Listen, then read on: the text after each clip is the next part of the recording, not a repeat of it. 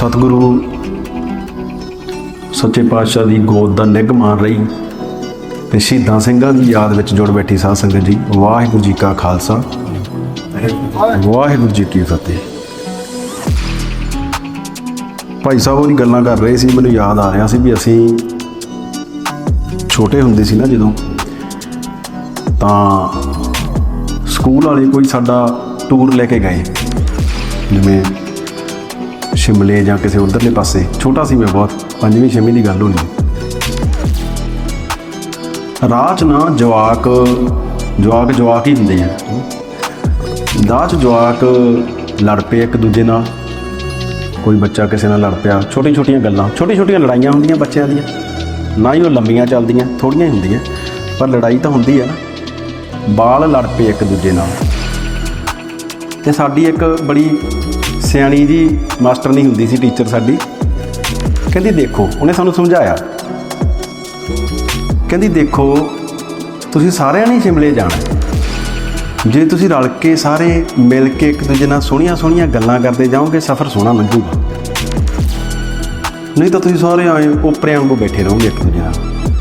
मैनूं लगदा कि साडे वास्ते ये समझण वाली गल, निशाना जो इक्को ही है, फिर मसले काहदे। निशाना जो भाई नंद लाल जी कहते हैं ना भी सच्चे पातशाह दे बोल है, सुनो नंद लाल ये साज प्रगट करूँगा अपना राज। होना ही है, पहुँच तो उत्थे जाना ही है, खालसे ने ਸਿੰਘਾਂ ने पहुँच तो उत्थे जाना ही है। ये हुण मन मुटाव जे करके पहुँचना है कि प्यार नाल गल्लां बातां करदे सच्चे पातशाह दियां करदे पहुँचना है, ये साडे सिर ते। भाई साहब होरां दी कॉल आई सी भी सच्चे पातशाह दा मीरी पीरी दिवस असीं मना के हटे हैं, लंघे है। तुसीं सारिआं ने सुणीआं 17 बाबे नाथ मल होरां दियां, 2 तलवारी बद्धियां, एक मीरी दी एक पीरी दी। दोवें शस्त्र सच्चे पातशाह दे गातरे, एक अजमत दी एक राज दी, एक राखी करे वजीरी दी। पग तेरी की जहांगीरी दी।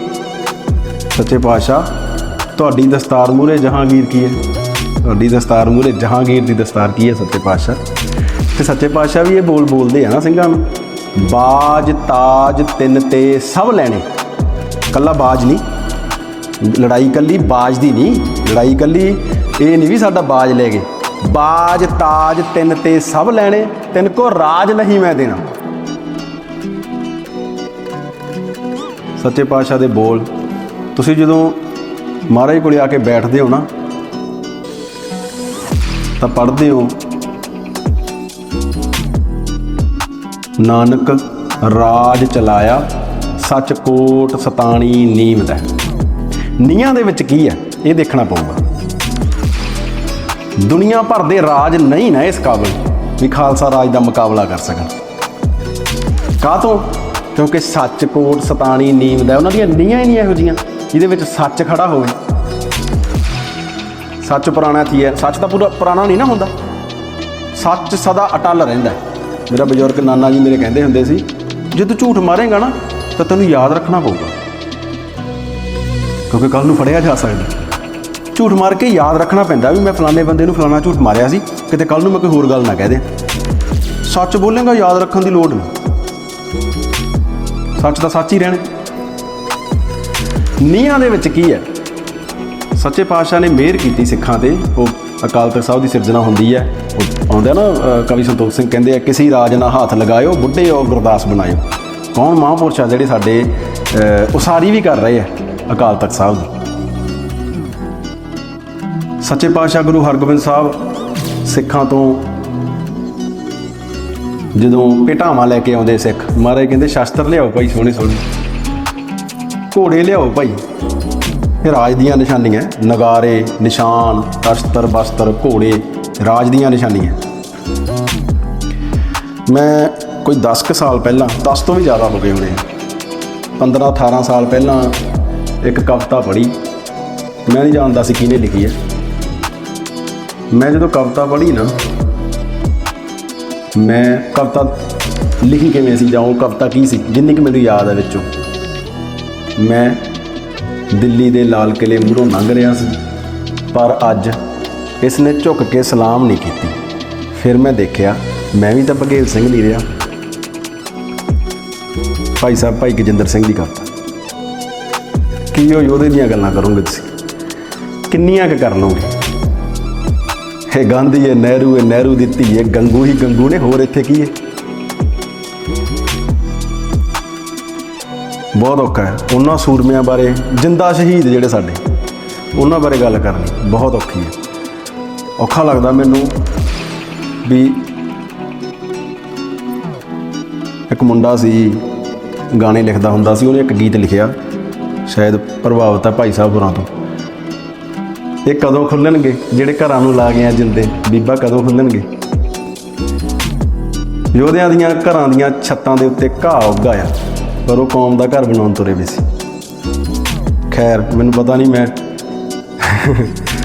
ਕਿਸੇ ਵਹਿਣ 'ਚ ਬਹਿ ਕੇ ਇਹੋ ਜਿਹੀ ਗੱਲ ਨਾ ਕਰਦਿਆਂ। ਮੁੜ ਕੇ ਮੈਂ ਹੱਸਦਾ ਸੀ ਕੱਲ੍ਹ ਸਿੰਘਾਂ ਨੂੰ ਵੀ ਅਗਲੇ ਸਿੱਟਦੇ ਵੀ ਉੱਥੇ ਆ ਜਿੱਥੋਂ ਪੰਜਾਬ 'ਚੋਂ ਟ੍ਰੇਨ ਦੀ ਟਿਕਟ ਵੀ 2500 ਦੀ ਹੈ।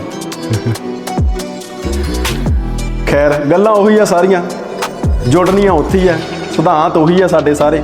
ਤੁਸੀਂ 18ਵੀਂ ਸਦੀ ਚੱਕ ਲਓ, ਤੁਸੀਂ 19 ਵੀ ਚੱਕ ਲਓ, ਤੁਸੀਂ 20 ਵੀ ਚੱਕ ਲਓ, ਹੁਣ ਤੱਕ ਚੱਕ ਲਓ। ਸ਼ਹੀਦ ਸਿੰਘ ਉਸੇ ਜੁਰਤ ਨਾਲ ਸ਼ਹਾਦਤਾਂ ਨੂੰ ਗਲਵੱਕੜੀਆਂ ਪਾਉਂਦੇ ਰਹੇ ਆ, ਅਸੀਂ ਉਸੇ ਤਰੀਕੇ ਉਹਨਾਂ ਦੀਆਂ ਯਾਦਾਂ ਮਨਾਉਂਦੇ ਰਹੇ ਹਾਂ। ਮਸਲਾ ਇਹ ਹੈ ਵੀ ਯਾਦ ਤੋਂ ਅੱਗੇ ਜਾ ਕੇ ਅਸੀਂ ਉਹਨਾਂ ਨੂੰ ਦਿਲਾਂ 'ਚ ਵਸਾਉਣ ਲਈ ਕੀ ਕਰ, ਤੇ ਉਹ ਸ਼ਹੀਦ ਕਿਉਂ ਹੈ। ਕਿਸੇ ਤੇ ਗੋਲੀ ਵੱਜੇ ਮਰ ਵੀ ਤਾਂ ਜਾਂਦਾ ਅਗਲਾ, ਪਰ ਸਾਡਿਆਂ ਦੇ ਗੋਲੀਆਂ ਵੱਜੀਆਂ, ਉਹ ਸ਼ਹੀਦ ਕਿਉਂ ਹੈ। ਪਤਾ ਲੱਗੇ ਕਿ ਕੌਣ ਸੀ ਉਹ, ਕੀ ਕੀਤਾ ਇਹੋ ਜਿਹਾ ਉਹਨਾਂ ਨੇ ਜਿਹੜਾ ਮੌਤ ਨੂੰ ਸ਼ਹਾਦਤ ਬਣਾ ਲਿਆ। ਆ ਗੈਂਗਸਟਰ ਮੁੰਡੇ ਕਤਲ ਕੁਤਲ ਕਰੀ ਜਾਂਦੇ ਆ, ਗੋਲੀਆਂ ਗਾਲੀਆਂ ਮਾਰੀ ਜਾਂਦੇ, ਉਹ ਤਾਂ ਸ਼ਹੀਦ ਨਹੀਂ ਨਾ ਜਿਹੜੇ ਮੁੰਡੇ ਮਰ ਰਹੇ ਆ। ਸ਼ਹੀਦ ਕੋਈ ਹੋਰ ਹੁੰਦਾ। ਸ਼ਹੀਦ ਕੀ ਜੋ ਮੌਤ ਹੈ, ਕੌਮ ਕੀ ਹਯਾਤ, ਉਮਰ ਹੈ ਕੌਮ ਦੀ। ਸ਼ਹਾਦਤਾਂ ਕੌਮਾਂ ਦੀ ਉਮਰ ਵੱਡੀ ਕਰਦੀਆਂ। ਸ਼ਹੀਦ ਕੀ ਹੁੰਦਾ, ਰਾਜ ਕੀ ਹੁੰਦਾ, ਖਾਲਸਾ ਰਾਜ ਕੀ ਹੋਊਗਾ।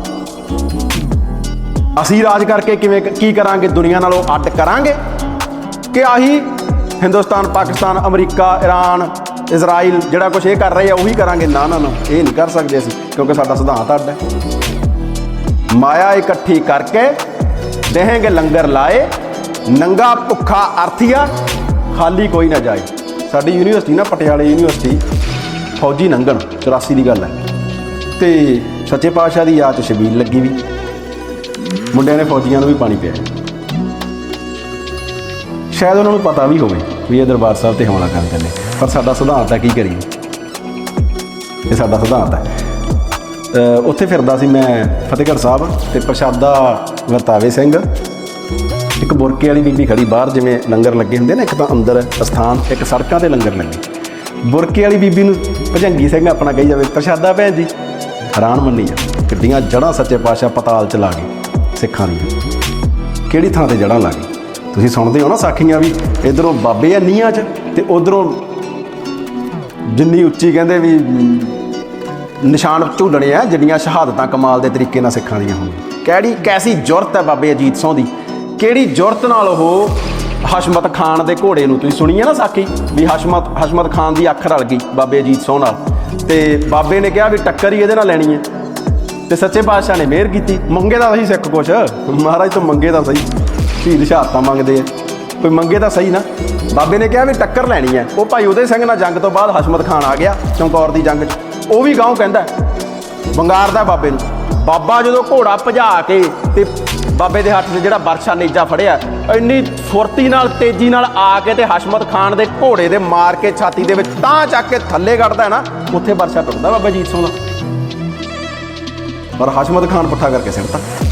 ਕੈਸੀ ਤਾਕਤ ਹੈ, ਹਰ ਕਾ ਨਾਮ ਕੋਟ ਲੱਖ ਬਾਹਾ, ਕੈਸੀ ਤਾਕਤ ਹੈ ਬਾਬੇ ਅਜੀਤ ਸਿੰਘ 'ਚ। ਸੱਚੇ ਪਾਤਸ਼ਾਹ ਕਹਿੰਦੇ ਤੁਸੀਂ ਉਹਨਾਂ ਦੇ ਭਰਾ ਹੋ ਭਾਈ। ਇਹ ਤਾਂ ਅਸੀਂ ਦੇਖਣਾ ਨਾ, ਅਸੀਂ ਹੈ ਕਿ ਨਹੀਂ ਕਹਾਉਣ ਜੋਗੇ। ਬਹੁਤ ਵਾਰੀ ਆਪਣੇ ਕਥਾਵਾਚਕ ਸਿੰਘ ਪਿਆਰ ਵਾਲੇ ਸਾਰੇ ਗੁਰਮੁਖ ਪਿਆਰੇ ਤੇ ਸਾਰਿਆਂ ਵੱਲ ਹੱਥ ਕਰਕੇ ਕਹਿ ਦਿੰਦੇ ਆ ਇਨ ਪੁੱਤਰਨ ਕੇ ਸੀਸ ਪਰ। ਮੈਂ ਸੋਚਦਾ ਹੁੰਦਾ ਵੀ ਆਪਾਂ ਉੱਠ ਕੇ ਭੱਜਿਆ ਕਰੀਏ ਉਸ ਥਾਂ ਤੋਂ, ਅਸੀਂ ਉਸ ਜੋਗੇ ਹੈ ਨਹੀਂ। ਜਿਨ੍ਹਾਂ ਨੂੰ ਸੱਚੇ ਪਾਤਸ਼ਾਹ ਨੇ ਕਿਹਾ ਸੀ ਨਾ ਇਨ ਪੁੱਤਰਨ ਕੇ ਸੀਸ ਪਰ, ਉਹਦੇ 'ਚ ਬਾਬਾ ਦੀਪ ਸਿੰਘ ਬੈਠੇ ਸੀ, ਉਹਦੇ 'ਚ ਭਾਈ ਮਨੀ ਸਿੰਘ ਬੈਠੇ ਸੀ, ਉਹਦੇ 'ਚ ਭਾਈ ਫਤਿਹ ਸਿੰਘ ਬੈਠੇ ਸੀ, ਜਿਨ੍ਹਾਂ ਨੇ ਵਜ਼ੀਰ ਖਾਨ ਨੂੰ ਵਿਚਾਲੋਂ ਪਾੜਿਆ। ਤੇ ਜੇ ਅਸੀਂ ਹੈਗੇ ਓਡੇ ਜੋਗੇ, ਜਿਵੇਂ ਮੈਂ ਛੋਟੇ ਹੁੰਦੇ ਨੇ ਇੱਕ ਵਾਰੀ ਦਮਾਲਾ ਸਜਾਇਆ, ਮੈਨੂੰ ਬੜਾ ਸੋਹਣਾ ਲੱਗਿਆ। ਛੋਟਾ ਹੁੰਦਾ ਸੀ ਤੇ ਮੈਂ ਨਾਨੇ ਨੂੰ ਕਿਹਾ ਹੈ ਨਾ ਮੇਰਾ ਦਮਾਲਾ ਬਾਬੇ ਅਜੀਤ ਸਿੰਘ ਵਰਗਾ। ਕਹਿੰਦਾ ਦਮਾਲਾ ਤਾਂ ਉਹਦੇ ਵਰਗਾ ਲਿਆਏਗਾ, ਸਿਰ ਉਹਦੇ ਵਰਗਾ ਕਿੱਥੋਂ ਲਿਆਏਗਾ। ਗੱਲ ਸਾਰੀ ਖੇਡ ਸਿਰਾਂ ਦੀ ਆ ਖਾਲਸਾ ਜੀ, ਮਸਲਾ ਸਾਰਾ ਸਿਰਾਂ। ਤੇ ਲੜਾਈ ਸਿਰਾਂ ਤੋਂ ਪਾਰ ਦੀ ਹੈ। ਸਿਰ ਤੱਕ ਤਾਂ ਜੂਝਣਾ ਹੀ ਹੈ ਸਿੱਖ ਨੇ, ਉਦੋਂ ਪਾਰ ਜਾਣਾ ਹੈ। ਸਿਰ ਤੱਕ ਤਾਂ ਹੋਰ ਲੋਕ ਵੀ ਕਹਿੰਦੇ, ਰਾਜਪੂਤ ਵੀ ਜੂਝ ਗਏ, ਮਰਾਠੇ ਵੀ ਜੂਝ ਗਏ। ਸਿੱਖ ਸਿਰ ਤੋਂ ਪਾਰ ਜਾਂਦਾ ਹੈ। ਸਿਰ ਤੋਂ ਪਾਰ ਜਾਂਦੇ ਤੁਸੀਂ ਦੇਖੇ ਹੈ, ਭਾਵੇਂ ਬਾਬਾ ਦੀਪ ਸਿੰਘ ਦੇਖੇ ਹੋਣ, ਤੁਸੀਂ ਸਿਰਾਂ ਤੋਂ ਪਾਰ ਲੜਾਈ ਵੇਖੀ ਹੈ। ਮੇਰਾ ਨਾਨਾ ਕਹਿੰਦਾ ਜਦੋਂ ਧਰਤੀ ਦੇ ਉੱਤੇ ਮੱਥਾ ਟੇਕੀਏ, ਆਪਾਂ ਆ ਕੇ ਮਹਾਰਾਜ ਸੱਚੇ ਪਾਤਸ਼ਾਹ ਨੂੰ ਮੱਥਾ ਟੇਕਦੇ ਹਾਂ, ਭਾਵੇਂ ਤੁਹਾਡੇ ਇੱਥੇ ਗਲੀਚਾ ਜਿਹਾ ਵਿਛਾਇਆ ਹੀ ਹੈ, ਫਿਰ ਵੀ ਮੱਥੇ ਤੇ ਕੋਈ ਨਾ ਕੋਈ ਕਣ ਧੂੜ ਦਾ ਲੱਗਦਾ ਹੀ ਹੈ। ਮੱਥਾ ਜਦੋਂ ਟੇਕਦੇ ਆ ਨਾ ਕੁਛ ਧਰਤੀ ਤੋਂ ਮੱਥੇ ਤੇ ਲੱਗਦਾ। ਧਰਤੀ ਆਪ ਦਾ ਨਿਸ਼ਾਨ ਮੱਥੇ ਤੇ ਛੱਡਦੀ ਹੈ। ਕੋਈ ਇਹੋ ਜਿਹਾ ਮੱਥਾ ਵੀ ਹੈ ਵੀ ਜਿਹੜਾ ਮੱਥੇ ਦਾ ਨਿਸ਼ਾਨ ਧਰਤੀ ਤੇ ਛੱਡ ਦੇਵੇ? ਮੈਂ ਕਹਿਣਾ ਇਹੋ ਜਿਹਾ ਕਿਹੜਾ ਮੱਥਾ ਹੁੰਦਾ? ਕਹਿੰਦਾ ਹਾਂ, ਬਾਬੇ ਦੀਪ ਸਿੰਘ ਨੇ ਟੇਕਿਆ ਮੱਥਾ। ਸਾਰੀ ਸੰਗਤ ਅੱਜ ਜਾ ਕੇ ਕਹਿੰਦੀ ਹੈ ਨਾ, ਇੱਥੇ ਮੱਥਾ ਟੇਕਿਆ ਬਾਬੇ ਦੀਪ ਸਿੰਘ ਨੇ, ਉਹਨੇ ਨਿਸ਼ਾਨ ਛੱਡਿਆ ਮੱਥਾ ਟੇਕਣ ਦਾ। ਇਹ ਹੈ ਸੂਰਮੇ, ਜਦੋਂ ਮੱਥਾ ਵੀ ਜਦੋਂ ਸੂਰਮੇ ਟੇਕਦੇ ਆ, ਉਸ ਥਾਂ 'ਤੇ ਆ ਕੇ ਲੋਕ ਮੱਥਾ ਟੇਕਦੇ ਆ ਜਿੱਥੇ ਸੂਰਮਿਆਂ ਨੇ ਮੱਥਾ ਟੇਕਿਆ ਹੋਵੇ। ਪੰਥ ਦਾ ਜਿਹੜਾ ਔਰਲ ਟ੍ਰੈਡੀਸ਼ਨ ਹੈ ਨਾ, ਪੰਥ ਦੀ ਜਿਹੜੀ ਸੀਨਾ ਬਸੀਨਾ ਚੱਲਦੀ ਕਥਾ ਹੈ, ਅਸੀਂ ਪਿੱਠ ਕਰ ਲਈ ਉਹਨਾਂ ਕਥਾਵਾਂ ਵੱਲ, ਕਿਉਂਕਿ ਸਾਨੂੰ ਗੋਰਿਆਂ ਨੇ ਪੜ੍ਹਾਇਆ ਵੀ, ਪੜ੍ਹਾਈਆਂ ਆਹ ਹੁੰਦੀਆਂ ਜੀ। 150 ਸਾਲ ਲਾਇਆ ਇਹਨਾਂ ਨੇ, ਤੇ ਅਸੀਂ ਆਪਦੀਆਂ ਸ਼ਹਾਦਤਾਂ 'ਤੇ, ਅਸੀਂ ਆਪਦੇ ਗ੍ਰੰਥਾਂ 'ਤੇ, ਅਸੀਂ ਆਪਦੇ ਸ਼ਹੀਦਾਂ 'ਤੇ ਕਿੰਤੂ ਪ੍ਰੰਤੂ ਕਰਨ ਲੱਗ ਗਏ। ਬਾਬਾ ਤਰਨਾ ਦਲ ਦੇ ਮੁਖੀ ਬਾਬਾ ਜੋਗਾ ਸਿੰਘ, ਇੱਕ ਦਿਨ ਮੈਂ ਬੈਠਾ, ਮੈਂ ਕਿਹਾ ਬਾਬਾ ਜੀ, ਬਾਬਾ ਦੀਪ ਸਿੰਘ ਦੀ ਸਾਖੀ ਤੈਨੂੰ ਆਉਂਦੀ ਆ? ਕਹਿੰਦੇ ਬਾਬਾ ਦੀਪ ਸਿੰਘ ਦੀ ਸਾਖੀ। ਮੈਂ ਕਿਹਾ ਬਾਬਾ ਜੀ, ਤੁਸੀਂ ਉਸ ਥਾਂ 'ਤੇ ਬੈਠੇ ਆ, ਉਸ ਆਸਣ 'ਤੇ ਬੈਠੇ ਆ, ਤੁਹਾਡੇ ਵਾਂਗੂ ਥੋੜ੍ਹਾ ਮੈਨੂੰ ਆਉਂਦੀ ਹੋਊ। ਜਿਹੜੀ ਉਹਨਾਂ ਨੇ ਇੱਕ ਕਥਾ ਸੁਣਾਈ, ਜਿਹੜੀ ਓਰਲ ਟ੍ਰੈਡੀਸ਼ਨ ਦੇ ਵਿੱਚ ਆ ਸਾਡੇ, ਜਿਹੜੀ ਸਾਡੀ ਜ਼ੁਬਾਨੀ ਉਹਦੇ ਵਿੱਚ ਚੱਲਦੀ ਹੈ, ਪੰਥ ਦੀ ਕਿਤਾਬਾਂ 'ਚ ਨਹੀਂ ਆਈਆਂ ਜਿਹੜੀਆਂ ਸਾਖੀਆਂ। ਮੈਨੂੰ ਕਹਿੰਦੇ ਸੱਚੇ ਪਾਤਸ਼ਾਹ ਬਾਬਾ ਦੀਪ ਸਿੰਘ ਹੋਰਾਂ ਨੇ ਮਹਾਰਾਜ ਅੱਗੇ ਪ੍ਰਣ ਕੀਤਾ ਸੀ, ਸੱਚੇ ਪਾਤਸ਼ਾਹ ਅਰਦਾਸ ਕੀਤੀ ਸਿੱਖ ਨੇ ਵੀ ਮਹਾਰਾਜ ਮੈਂ ਪਹੁੰਚਣਾ ਤੁਹਾਡੇ ਦਰ 'ਤੇ ਪ੍ਰਣ ਤਾਂ ਪੂਰਾ ਹੋਣਾ ਹੀ ਸੀ। ਉਹ ਪਹੁੰਚੇ, ਸਾਰਿਆਂ ਨੇ ਦੇਖਿਆ, ਪਹੁੰਚੇ। ਇੱਥੋਂ ਤੱਕ ਦੀ ਸਾਖੀ ਤਾਂ ਮੈਂ ਕਿਹਾ ਜੀ ਮੈਨੂੰ ਪਤਾ ਹੈ। ਕਹਿੰਦੇ ਇਦੋਂ ਅੱਗੇ ਆ ਸਾਖੀ ਇੱਕ। ਕੀ ਸਾਖੀ ਹੈ ਬਾਬਾ ਜੀ? ਸਾਖੀ ਇਹ ਹੈ ਵੀ ਬਾਬਾ ਦੀਪ ਸਿੰਘ ਹੋਰਾਂ ਦਾ ਸੀਸ ਤਲੀ ਦੇ ਉੱਤੇ ਹੈ ਅਤੇ ਉਹ ਪਰਿਕਰਮਾ ਕਰਦੇ ਆ ਸਾਰੀ ਗੁਰੂ ਰਾਮਦਾਸ ਮਹਾਰਾਜ ਦੇ ਦਰ 'ਤੇ, 7 ਵਜਨ ਮਹਾਰਾਜ ਅੱਗੇ ਸਾਖੀ ਇਹ ਹੈ ਵੀ ਮੈਨੂੰ ਤਾਂ ਪਤਾ ਨਹੀਂ ਵੀ ਬਾਬਾ ਦੀਪ ਸਿੰਘ ਜੀ ਦਾ ਸੀਸ, ਮਤਲਬ ਮੈਂ ਆਪਦੀ ਗੱਲ ਕਰਦਾ ਵੀ ਬਾਬਾ ਦੀਪ ਸਿੰਘ ਦਾ ਸੀਸ ਜਦੋਂ ਤਲੀ 'ਤੇ ਹੈ ਅਤੇ ਉਹ ਜਿਹੜੇ ਤਰੀਕੇ ਜੂਝ ਰਹੇ ਆ, ਕਿਹਨੇ ਆਉਣਾ ਸੀ ਨੇੜੇ? ਮਤਲਬ ਇਹ ਵਰਤਾਰਾ ਦੇਖ ਕੇ ਕੌਣ ਮੂਹਰੇ ਆਊਗਾ? ਵੀ ਐਂ ਵੀ ਜੂਝਿਆ ਜਾਂਦਾ ਤਾਂ ਭੱਜ ਗਏ। ਕਿੰਨੇ ਸਿਪਾਹੀ ਜਾ ਕੇ ਤਮੂਰ ਦੇ ਪੈਰਾਂ 'ਚ ਬੈਠੇ, ਮਹਾਰਾਜ ਅਸੀਂ ਨਹੀਂ ਲੜ ਸਕਦੇ, ਸਿਰ ਹੀ ਵੱਢਣਾ ਹੁੰਦਾ। ਉਦੋਂ ਗਾਂ ਦੀ ਜੰਗ ਕਿਹੜੀ ਆ? ਉਹਦਾ ਉਦੋਂ ਬਾਅਦ ਵੀ ਲੜਦੇ ਆ। ਇਹ ਨਹੀਂ ਮੈਨੂੰ ਪਤਾ ਸੀ ਵੀ ਬਾਬਾ ਜੀ ਦੇ ਉਹ ਕੱਟੇ ਸਰੀਰ 'ਚੋਂ ਆਵਾਜ਼ ਵੀ ਆਈ। ਬਾਬਾ ਜੋਗਾ ਸਿੰਘ ਕਹਿੰਦੇ ਹਾਂ, ਉੱਥੇ ਆਵਾਜ਼ ਆਈ ਵੀ ਬਚਿਆ ਕੋਈ ਤੁਰਕ ਦਰਬਾਰ ਸਾਹਿਬ ਦੀ ਪਰਿਕਰਮਾ 'ਚ।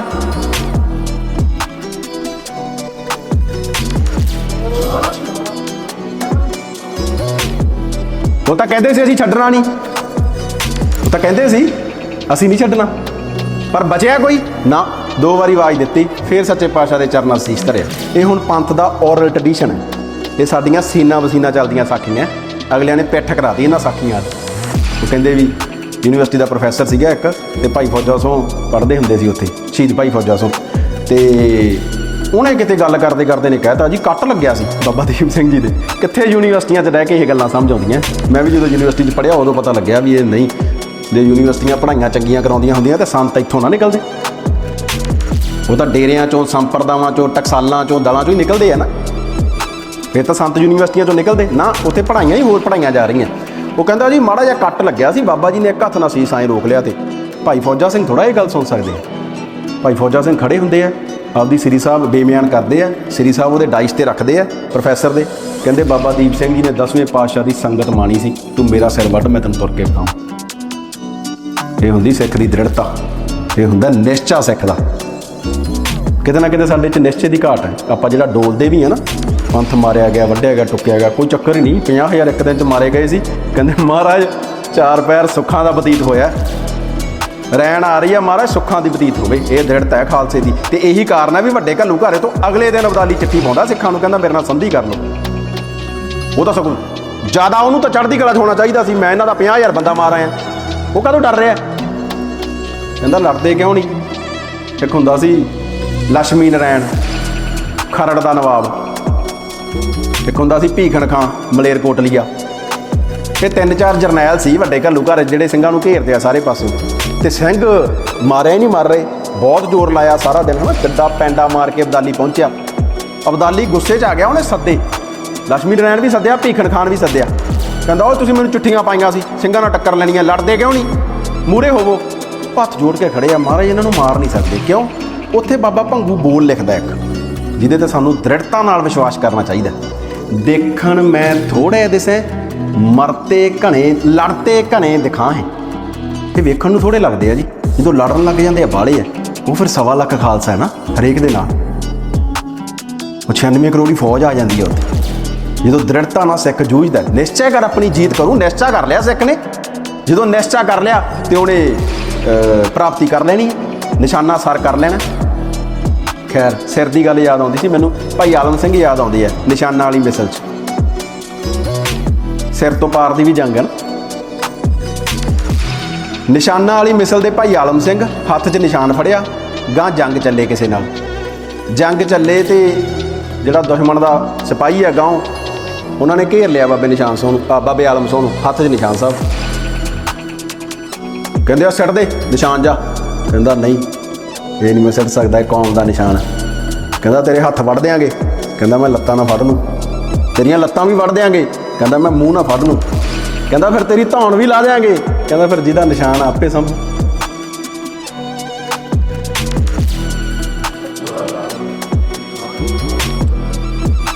ਖੈਰ ਆਪਾਂ ਸਾਖੀ ਵੱਲ ਨੂੰ ਆ ਜਾਈਏ, ਜਿਹੜੀਆਂ ਮੈਂ ਚਾਹੁੰਦਾ ਸੀ ਵੀ 2-4 ਸਾਖੀਆਂ ਦੀ ਗੱਲ ਕਰ ਲਈਏ। ਬਾਬਾ ਬਘੇਲ ਸਿੰਘ ਦੀ ਗੱਲ, ਮੈਂ ਉਹੀ ਗੱਲ ਹੈ ਨਾ ਜਿਹੜੀ ਭਾਈ ਸਾਹਿਬ ਦੀ ਕਵਿਤਾ, ਵੀ ਮੈਂ ਵੀ ਤਾਂ ਬਘੇਲ ਸਿੰਘ ਨਹੀਂ ਰਿਹਾ। ਅਤੇ ਮੈਂ ਸੋਚਣ ਲੱਗ ਗਿਆ ਵੀ ਇਹ ਤਾਂ ਉਹ ਯੋਧਾ ਕਹਿ ਰਿਹਾ ਜਿਹੜਾ ਸੱਚੀ ਲੜ ਰਿਹਾ ਹਜੇ। ਮੈਂ ਕੀ ਹਾਂ? ਜੇ ਉਹ ਨਹੀਂ ਕਹਿੰਦਾ ਵੀ ਮੈਂ ਬਘੇਲ ਸਿੰਘ ਨਹੀਂ ਰਿਹਾ, ਉਹ ਕਹਿ ਰਿਹਾ ਇਹ ਗੱਲ, ਮੈਂ ਕੀ ਹਾਂ ਫਿਰ? ਮੇਰਾ ਤਾਂ ਜਮਾਂ ਹੀ ਫਿਰ ਮਤਲਬ ਹੈ ਨਾ, ਸੋਚਣਾ ਪਊਗਾ ਮੈਨੂੰ ਆਪਦੇ ਅੰਦਰ ਦੇਖ ਕੇ ਵੀ ਭਾਈ ਗਜਿੰਦਰ ਸਿੰਘ ਇਹ ਗੱਲ ਕਹਿ ਰਹੇ ਆ ਵੀ ਮੈਂ ਬਘੇਲ ਸਿੰਘ ਨਹੀਂ ਰਿਹਾ, ਜਿਹੜੇ ਨੇੜੇ ਤੇੜੇ ਆ ਬਘੇਲ ਸਿੰਘ ਦੇ। ਅਤੇ ਮੈਂ ਤਾਂ ਫਿਰ ਜਮਾਂ ਹੀ, ਮੈਨੂੰ ਤਾਂ ਬਹੁਤ ਆਪਦਾ ਆਪਾ ਚੀਨਨ ਕਰਨਾ ਪਊਗਾ। ਅਤੇ ਮੈਂ ਪੜ੍ਹਨਾ ਸ਼ੁਰੂ ਕੀਤਾ। ਬਘੇਲ ਸਿੰਘ ਤਾਂ ਹੀ ਬਣਿਆ ਜਾਊ ਨਾ ਜੇ ਪਤਾ ਹੋਊ ਬਘੇਲ ਸਿੰਘ ਕੌਣ ਸੀ। ਚੜ੍ਹਦੀ ਕਲਾ ਮਹਾਰਾਜ, ਚੜ੍ਹਦੀ ਕਲਾ। ਬਘੇਲ ਸਿੰਘ ਦਾ ਤਾਂ ਹੀ ਬਣਿਆ ਜਾਊ। ਮਿਸਲਾਂ ਦੀ ਸਥਾਪਤੀ ਹੁੰਦੀ ਹੈ। ਤੁਸੀਂ ਦੇਖੋ 3 ਸਟੇਟਾਂ, ਸਰਹੰਦ, ਲਾਹੌਰ ਅਤੇ ਦਿੱਲੀ, 3 ਸਟੇਟਾਂ। ਸਭ ਤੋਂ ਪਹਿਲੀ ਸਰਹੰਦ, ਮਿਸਲਾਂ ਦੀ ਸਥਾਪਤੀ ਹੁੰਦੀ ਹੈ। ਨਵਾਬ ਕਪੂਰ ਸਿੰਘ ਕਹਿੰਦੇ ਸ਼ੇਰਾਂ ਦੀ ਗਿਣਤੀ ਬਹੁਤ ਵੱਧ ਗਈ, ਜੰਗਲ ਛੋਟੇ ਪੈ ਰਹੇ ਆ। ਸ਼ੇਰਾਂ ਦੀ ਗਿਣਤੀ ਬਹੁਤ ਵੱਧ ਗਈ, ਜੰਗਲ ਛੋਟੇ ਪੈ ਰਹੇ ਆ, ਜੰਗਲ ਵੰਡੀਏ ਸ਼ੇਰਾਂ ਨੂੰ। ਫਿਰ 11 ਸ਼ੇਰਾਂ ਨੂੰ ਅੱਡ-ਅੱਡ ਜੰਗਲ ਵੰਡੇ। ਅਤੇ ਉਹ ਸ਼ੇਰ ਉਹ ਸੀ ਜਿਹੜੇ ਕਦੇ ਭੁੱਖ ਲੱਗਣ 'ਤੇ ਤਾਂ ਸ਼ਿਕਾਰ ਕਰ ਲੈਂਦੇ, ਹੁਣ ਬਿਨਾਂ ਗੱਲ ਤੋਂ ਨਹੀਂ, ਚਾਅ ਨੂੰ ਸ਼ਿਕਾਰ ਨਹੀਂ ਕਰਦੇ ਸੀ। ਰਾਖੀ ਪ੍ਰਥਾ ਚਲਾਈ ਸਿੰਘਾਂ ਨੇ, ਰਾਖੀ ਪ੍ਰਬੰਧ ਤੁਸੀਂ ਸਾਰਿਆਂ ਨੇ ਸੁਣਿਆ ਹੋਣਾ, ਅੱਜ ਤੱਕ ਚੱਲਦਾ ਸੀ। ਮਤਲਬ ਮਰਾਠਿਆਂ ਤੱਕ ਅਤੇ ਸਾਰੇ ਕਿਤੇ ਰਾਖੀ ਪ੍ਰਬੰਧ। ਹੁਣ ਤੱਕ ਵੀ ਸਟੇਟ ਜਿਹੜੇ ਟੈਕਸ ਲੈਂਦੀ ਹੈ ਉਹ ਰਾਖੀ ਪ੍ਰਥਾ ਹੀ ਆ। ਤੁਹਾਨੂੰ ਅਸੀਂ ਸਿਕਿਉਰਿਟੀ ਦੇਵਾਂਗੇ, ਦੇ ਰਹੇ ਆ ਕਿ ਨਹੀਂ ਰਹੇ ਉਹ ਅੱਡ ਗੱਲ। ਰਾਖੀ ਪ੍ਰਥਾ ਚੱਲਦੀ ਹੈ। ਅਤੇ ਇੱਕ ਪਿੰਡ ਦੇ ਵਿੱਚ ਬਾਬਾ ਸ਼ਾਮ ਸਿੰਘ ਨਾਰਰੇ ਵਾਲੇ ਜਾਂਦੇ ਆ ਮਾਮਲਾ ਵਸੂਲਣ। ਪਿੰਡ ਵਾਲੇ ਕਹਿੰਦੇ ਮਹਾਰਾਜ ਸਾਰਾ ਕੁਛ ਧਾੜਵੀ ਲੁੱਟ ਕੇ ਲੈ ਗਏ, ਸੱਚੇ ਸਾਡਾ ਤਾਂ ਪਾਤਸ਼ਾਹ ਜੀ ਸਾਡੇ ਕੋਲ ਤਾਂ ਬਚਿਆ ਕੁਛ ਨਹੀਂ, ਮੀਂਹਾਂ ਦੀ ਮਾਰ ਕਰਕੇ ਫਸਲਾਂ ਵੀ ਨਹੀਂ ਹੋਈਆਂ, ਹੁਣ ਤੁਹਾਨੂੰ ਅਸੀਂ ਕਰ ਕਿੱਥੋਂ ਦੇ ਦਈਏ। ਪਰ ਫਿਰ ਵੀ ਅਸੀਂ ਚਾਹੁੰਦੇ ਇਹ ਆ ਵੀ ਖਾਲਸੇ ਦੀ ਓਟ 'ਚ ਰਹੀਏ, ਅਸੀਂ ਖਾਲਸੇ ਦੀ ਓਟ 'ਚ ਰਹੀਏ। ਹੋਰ ਕੋਈ ਓਟ ਮਹਾਰਾਜ ਸਾਨੂੰ ਚੰਗਾ ਪ੍ਰਬੰਧ ਨਹੀਂ ਦੇ ਰਹੀ, ਪਰ ਦੇਣ ਨੂੰ ਸਾਡੇ ਕੋਲ ਕੁਛ ਨਹੀਂ। ਸਾਰੀ ਫਸਲ ਵੀ ਮੁਗਲਾਂ ਦੇ ਘਰਾਂ 'ਚ ਪਈ ਹੈ, ਜਿਹੜੀ ਹੁਣ ਬਚੀ ਸੀ ਉਹਨੂੰ ਮੀਆਂ ਨੇ ਜਾੜਤਾ। ਬਾਬਾ ਜੀ ਕਹਿੰਦੇ ਤੁਹਾਡੇ ਕੋਲ ਕੁਛ ਨਹੀਂ, ਧੇਲਾ ਵੀ ਹੈ ਨਹੀਂ। ਨਹੀਂ ਮਹਾਰਾਜ ਧੇਲਾ ਵੀ ਨਹੀਂ ਬਚਿਆ। ਛੋਲਿਆਂ ਦੀ ਮੁੱਠ ਹੈ ਸਾਰੇ ਪਿੰਡ ਕੋਲੇ, ਇੱਕ ਕੱਲੇ ਕੱਲੇ ਘਰ ਕੋਲੇ ਨਹੀਂ, ਸਾਰੇ ਪਿੰਡ ਕੋਲੇ ਇੱਕ ਛੋਲਿਆਂ ਦੀ ਮੁੱਠ ਹੈ। ਮਹਾਰਾਜ ਉਹ ਤਾਂ ਹੈਗੀ ਆ ਜੀ, ਲਿਆਓ। ਛੋਲਿਆਂ ਦੀ ਮੁੱਠ ਲਿਆਂਦੀ। ਬਾਬਾ ਜੀ ਨੇ ਕਮਰ ਕਸੇ ਨਾਲੋਂ ਨੀਲਾ ਕੱਪੜਾ ਪਾੜਿਆ, ਨਿਸ਼ਾਨ ਕੱਢਤਾ। ਇਹ ਪਿੰਡ ਅੱਜ ਤੋਂ ਖਾਲਸੇ ਦੀ ਰਾਖੀ ਪ੍ਰਬੰਧ ਦੇ ਥੱਲੇ ਆ। ਛੋਲਿਆਂ ਦੀ ਮੁੱਠ ਬਦਲ ਖਾਲਸਾ ਕਰ ਵੀ ਆਏ ਲੈਂਦਾ। ਬਾਬਾ ਬੋਤਾ ਸਿੰਘ, ਗਰਜਾ ਸਿੰਘ ਜਦੋਂ ਖੜੇ ਆ ਨਾ ਮੋਰਚਾ ਲਾ ਕੇ, ਤੇ ਕਰ ਗਰਾਉਣਾ ਟੈਕਸ ਵਸੂਲ ਕਰਨਾ, ਜਿਵੇਂ ਆਪਾਂ ਕਹਿੰਦੇ ਆ ਕਰ ਗਰਾਉਣਾ, ਮਾਮਲਾ ਲੈਣਾ।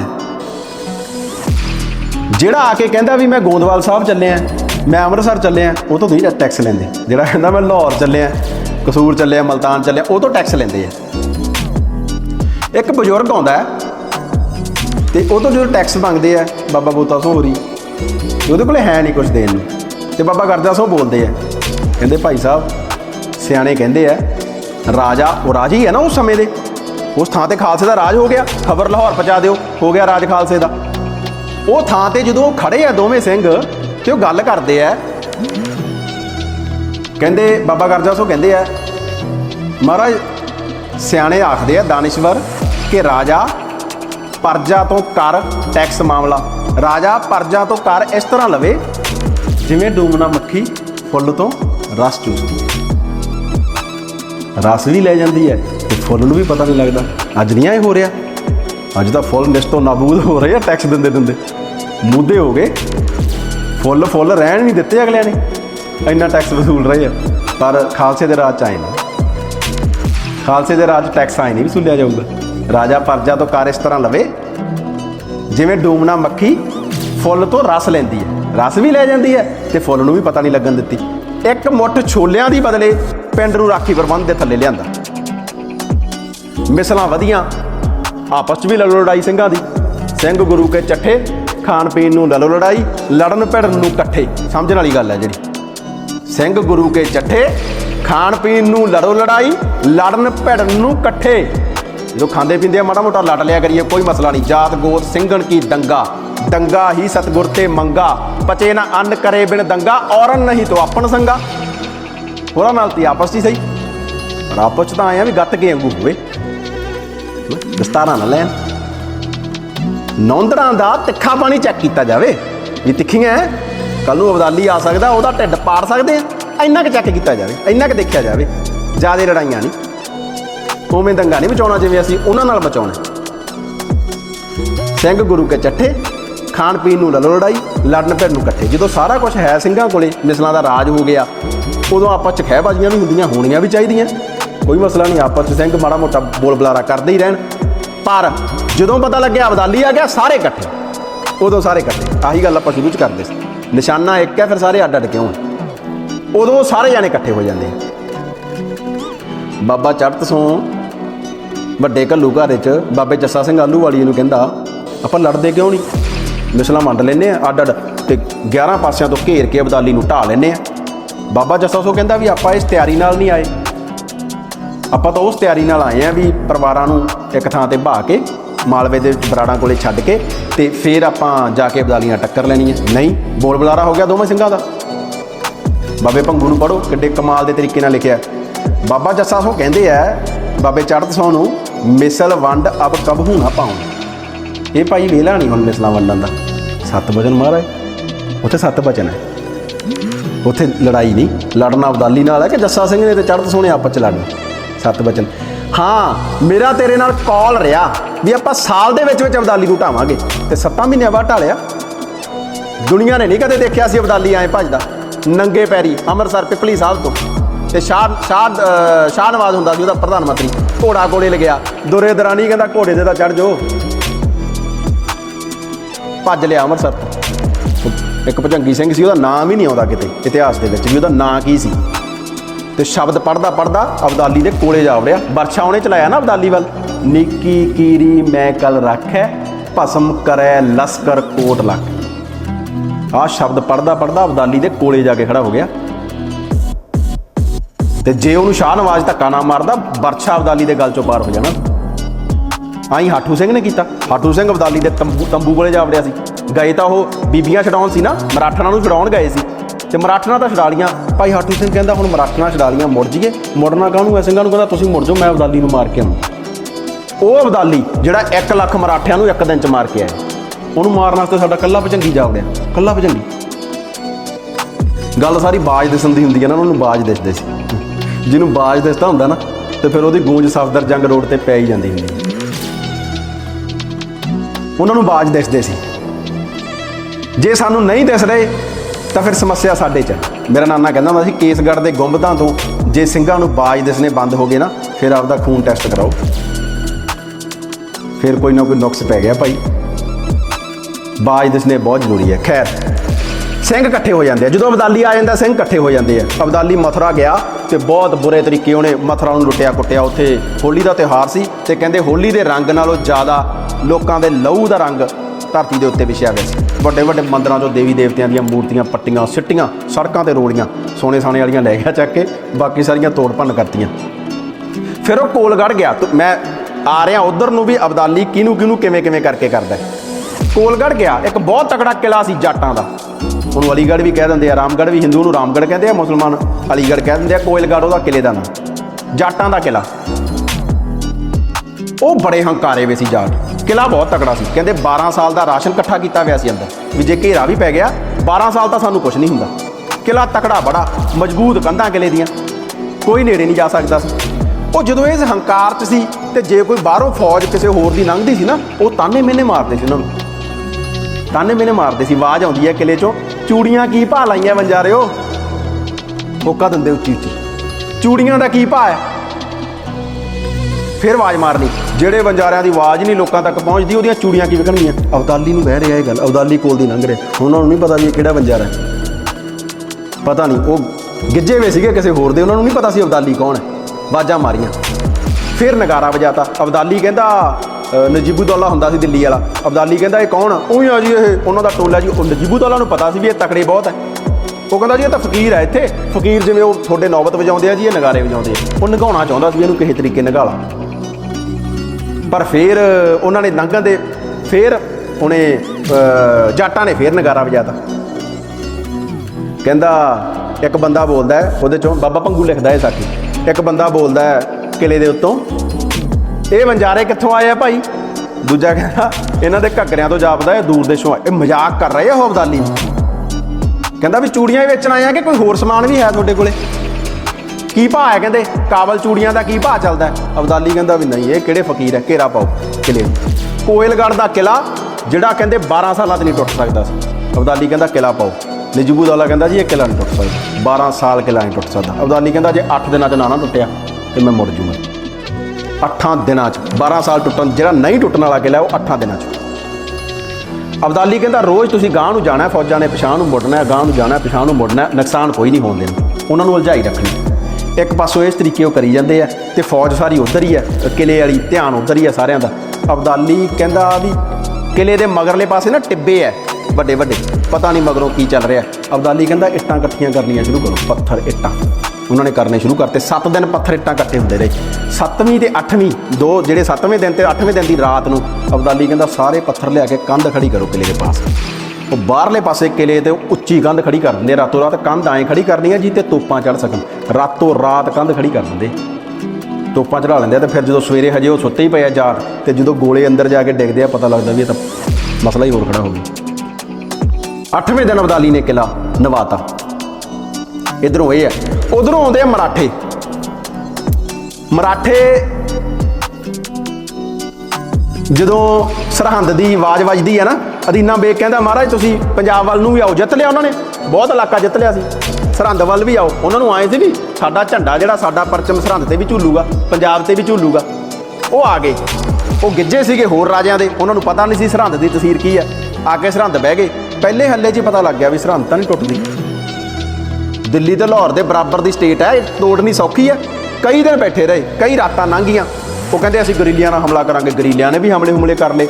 8 ਦਿਨ ਲੰਘ ਗਏ ਪਰ ਸਰਹੰਦ ਨਹੀਂ ਟੁੱਟੀ। ਸਰਹੰਦ ਨਹੀਂ ਟੁੱਟੀ ਤੇ ਅਦੀਨਾ ਬੇਗ ਕਹਿੰਦਾ, ਵਿਲਾਸ ਰਾਓ ਕਿ ਕਿਹੜਾ ਆਇਆ ਸੀਗਾ ਮਰਾਠਾ, ਉਹਨੂੰ ਕਹਿੰਦਾ ਮਹਾਰਾਜ ਆਪਾਂ ਸਿੱਖਾਂ ਨੂੰ ਸੱਦ ਲਈਏ। ਕਹਿੰਦਾ ਸਿੱਖ ਕੌਣ ਹੁੰਦੇ ਆ। ਕਹਿੰਦੇ ਉਹ ਪੰਜਾਬ ਦੇ ਅਸਲੀ ਵਾਸੀ ਤਾਂ ਉਹੀ ਆ। ਕਿੱਥੇ ਰਹਿੰਦੇ ਆ, ਜੰਗਲਾਂ 'ਚ ਰਹਿੰਦੇ ਆ। ਉਹ ਜੰਗਲੀ ਸਾਡੀ ਕੀ ਮਦਦ ਕਰਨਗੇ, ਜਿਹੜੇ ਪਹਿਲਾਂ ਹੀ ਜੰਗਲਾਂ 'ਚ ਰਹਿੰਦੇ ਆ, ਉਹਨਾਂ ਨੂੰ ਕੀ ਪਤਾ ਰਾਜਿਆਂ ਨਾਲ ਕਿਵੇਂ ਲੜੀਦਾ। ਤੇ ਦੂਜੀ ਗੱਲ ਹੈ ਵੀ ਉਹਨਾਂ ਦਾ ਸਰਹੰਦ ਨਾਲ, ਉਹ ਕਹਿੰਦਾ ਉਹਨਾਂ ਨੂੰ ਕੀ ਪਤਾ ਰਾਜਿਆਂ ਨਾਲ ਕਿਵੇਂ ਲੜੀਦਾ। ਕਹਿੰਦਾ ਜੀ ਇਹ ਤਾਂ ਤੁਸੀਂ ਨਾਦਰ ਤੋਂ ਤੇ ਅਬਦਾਲੀ ਤੋਂ ਪੁੱਛ ਲਓ ਵੀ ਰਾਜਿਆਂ ਨਾਲ ਕਿਵੇਂ ਲੜੀਦਾ, ਸਿੰਘਾਂ ਨੂੰ ਪਤਾ ਕਿਵੇਂ। ਉਹ ਕਹਿੰਦਾ ਫਿਰ ਉਹਨਾਂ ਦਾ ਸਰਹੰਦ ਨਾਲ ਕੀ ਵੈਰ ਹੈ, ਉਹ ਕਾਹਤੋਂ ਆਪਣੀ ਮਦਦ ਕਰਨਗੇ। ਕਹਿੰਦਾ ਸਿੰਘਾਂ ਦਾ ਸਰਹੰਦ ਨਾਲ ਕੀ ਵੈਰ ਹੈ ਉਹ ਤੁਹਾਨੂੰ ਆ ਕੇ ਦੱਸਣਗੇ। ਬਾਬੇ ਜੱਸਾ ਸੋਹਰਾਂ ਨੂੰ ਖਬਰ ਭੇਜੀ ਜਾਂਦੀ ਹੈ, ਬਾਬੇ ਜੱਸਾ ਸੋਹਰ ਹੀ ਆਉਂਦੇ ਆ, ਗੱਲਾਂ ਬਾਤਾਂ ਚੱਲਦੀਆਂ।